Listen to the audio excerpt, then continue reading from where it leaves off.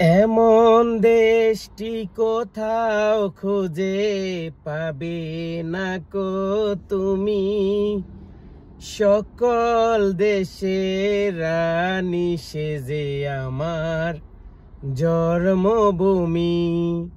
আসসালামু আলাইকুম। এই জন্মভূমির নামটা নিতে এখন মুখে ঘৃণা লাগে, এত ঘৃণা লাগে যে আপনাদেরকে বলে বোঝাতে পারবো না। যেই দেশটাকে আমরা 1,50,000 প্রবাসী প্রতিদিন আলোকিত করি, 1,50,000 প্রবাসীর ভূমিকায় বাংলাদেশটা একটু একটু করে হেঁটে চলেছে। যেই লাল সবুজের পতাকার সম্মান রক্ষার জন্য 1,50,000 প্রবাসী এই বিদেশের মাটিতে হাড় ভাঙ্গা কষ্ট করে, যার কন্ট্রাক্ট পেপারে বিদেশে আসার জন্য লেখা থাকে 8 ঘন্টা ডিউটি।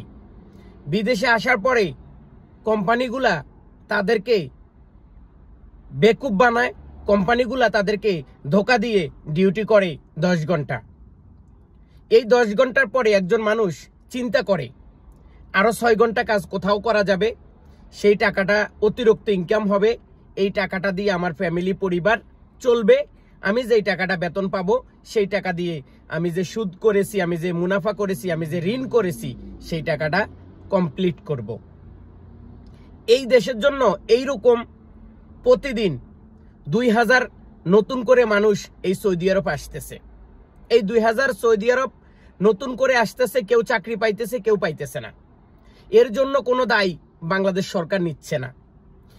এখন এই দেশের সরকারের একটি কথা, তুমি ফ্রি ভিসা নামক কোনো ভিসাতে সৌদি আরব আসিও না। তোমাকে যারা ফ্রি ভিসা দেয় তুমি তাদেরকে আইনের আওতায় নিয়ে আসো।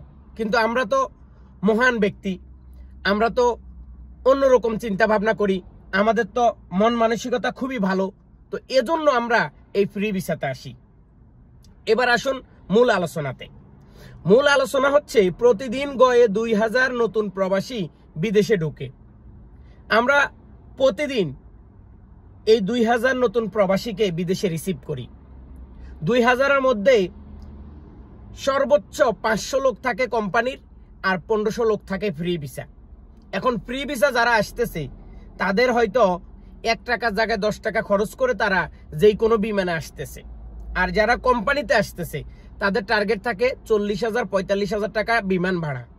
সেখানে এখন গত 2 মাস থেকে বাংলাদেশে বিমানের যেই ভাড়া 1,30,000, 1,28,000, 1,80,000, 1,70,000। আজকে কি হয়েছে জানেন?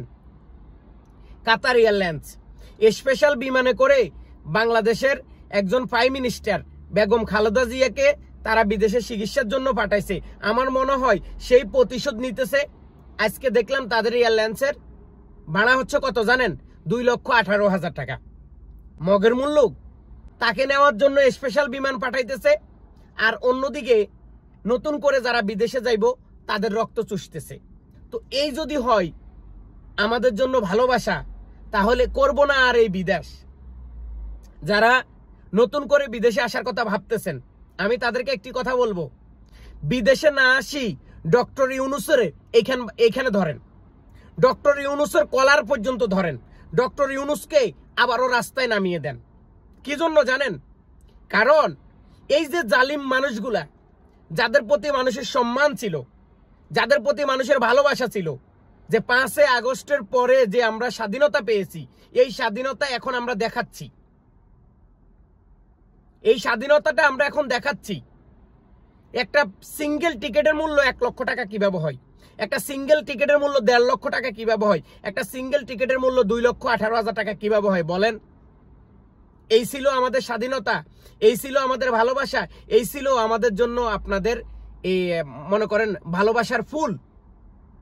হাইরে মানুষ, হাইরে মানুষ। একটা মানুষ 5 লক্ষ টাকা খরচ করে বিদেশে যাচ্ছে তার পরিবার ফ্যামিলি সবাইকে ছেড়ে, কিসের জন্য? দেশটাকে ভালো রাখার জন্য ইনকাম করতেছে। আজকে সৌদি আরব আসি নামছে, কালকে তার মা মারা গেছে, বাবা মারা গেছে, সে চাইলেও দেশে যাইতে পারবে না, কারণ সে ঋণ করে আসছে। যেই টাকা বিমান খরচ দিয়ে আসছে আবার এই টাকা খরচে যাইবো, আবার এই টাকা খরচে আসবে। এর চাইতে হতভাগা আর কেউ হইতে পারে না। তাহলে ওই মানুষগুলোর উপরে আপনারা অত্যাচার করতেছেন, অন্যায় করতেছেন অতিলম্বে।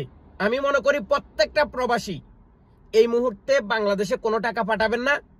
ডক্টর ইউনূসকে প্রবাসীদের মুখামুখি হইতে হবে এবং ডক্টর ইউনূসকে এই মুহূর্তে বাধ্য করতে হবে যে বিমান টিকেটের উপরে এবং প্রবাসীদের ভিসার উপরে এত বেশি কেন ভ্যাট বা এইরকম সিন্ডিকেট কারা করতেছে, 2 দিনের ভিতরে এই খোঁজ খবর বাইর করি এবং আগের সেই সাবেক 40,000, 30,000, 50,000 টাকার মধ্যে বিমান টিকিট নিয়ে আসতে হবে।